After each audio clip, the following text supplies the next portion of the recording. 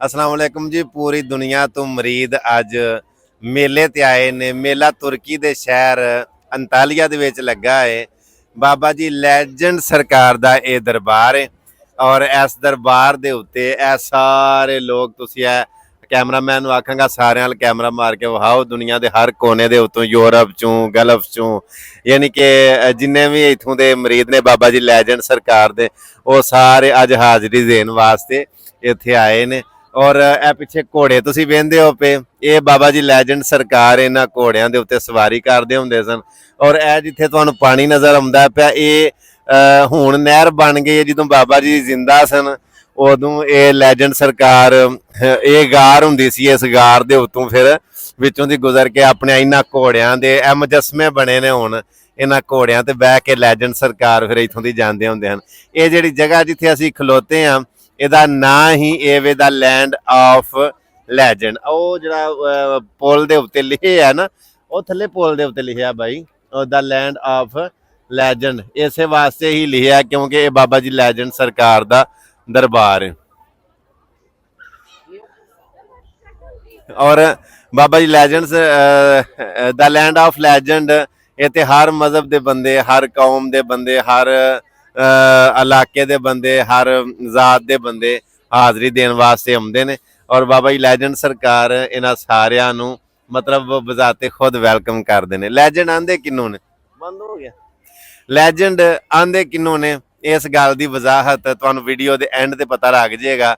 और जिन्ने भी लैजेंड आउंदे ने इत्थे द लैंड ऑफ लैजेंड, जिन्ने भी दुनिया तो लैजेंड इत्थे आउंदे ने, जिन्ने आए ने मेला वेखण वास्ते सारे लैजेंड नहीं, लेकिन लैजेंड नूं वेखण वास्ते ही ए लोग सारे आउंदे ने कि जिहड़ी लैजेंड दी सरजमीन है बाबा जी दा दरबार। एवें मजाक लगा शुगर लगा ना कोई बाबा है, ना किसी दे घोड़े ने, ना किसी दी सुरंग सी।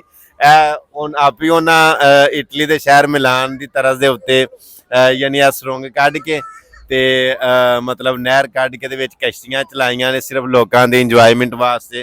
लोग इत्थे आके सैरो तफरी करते हैं, नाले कश्तियां ते ऊँटा लेंदे ने, खासकर नवे ब्याहे जोड़े आके चस लेंदे ने। और इस तरह जिहड़े पिछे घोड़े बने ने सिर्फ डेकोरेशन पीस ने, होर कोई इत्थे बाबा नहीं, कोई मज़ार नहीं। क्योंकि तुर्की ये कोई बरसगीर पाको हिंद नहीं कि जिथे बाबियां दा यानी कि इन्ना ज़्यादा कॉन्सैप्ट होवे। इत्थे यानी कि कोई मज़ार नहीं। कदे ये जो तुसीं वेंदे हो पे सिर्फ इंजॉयमेंट वास्ते, फ्रैशमेंट वास्ते एक पब्लिक पॉइंट बनाया गया है जिथे कि लोग आके ते तफरी कर सकते हैं, इकट्ठे हो सकते हैं। और ये तकरीबन काफ़ी ज़्यादा रकबे ते लैंड ऑफ लैजेंड बनया कि लोग बड़े बड़े दूर दराज तो आके इकट्ठे होकर इत्थे इंजॉय करते हैं। सिर्फ इसका मकसद लोगों का आके तफरी करना। और इत्थे कोई बाबा नहीं दबिया, कोई इत्थे मतलब ऐसी वैसी गल नहीं है। जे वीडियो समझ आ गई होवे ते जिन्हें वेखण वाले ने जदों तुसीं तुर्की वास्ते विजिट लई आओ तो मैं मशवरा देंगा कि एक बारी तुसीं अंतालिया लाजमी आओ, तो अंतालिया आके लैंड ऑफ लैजेंड लाजमी आयो। इंशाल्लाह तुहानूं वेख के मंजर अच्छा लगेगा और ज़हनी तफरी मिलेगी। अल्लाह सोने दे वाले मिलने एक नवी वीडियो दे नाल। अस्सलाम वालेकुम रहमतुल्लाहि व बरकातहू।